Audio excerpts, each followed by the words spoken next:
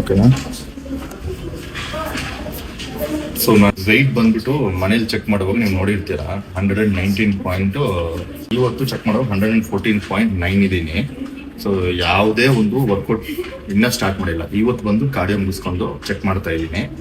ಹೆಂಗಪ್ಪ 4 kg ಕಮ್ಮಿ ಆಯ್ತು ಅಂದ್ರೆ ದೇವ್ರನ್ನ ಹೇಳ್ತೀನಿ, ಸಿಂಪಲ್ ಟಿಪ್ಪು ಅಷ್ಟೇ. ಡೇಟು 26/4/2026 ಭಾನುವಾರ.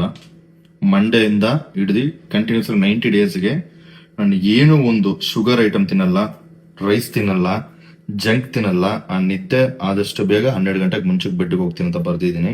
ಇದು ನನ್ನ ಒಂದು ಪ್ರಾಮಿಸ್. ಈ 4 ಮಾಡಿದ್ದು, ಬೇರೆ ಏನು ಮ್ಯಾಜಿಕ್ ಪಿಲ್ಲು ಇಲ್ಲ ಬೇರೆ ಏನು ನಾನು ಮಾಡಿಲ್ಲ.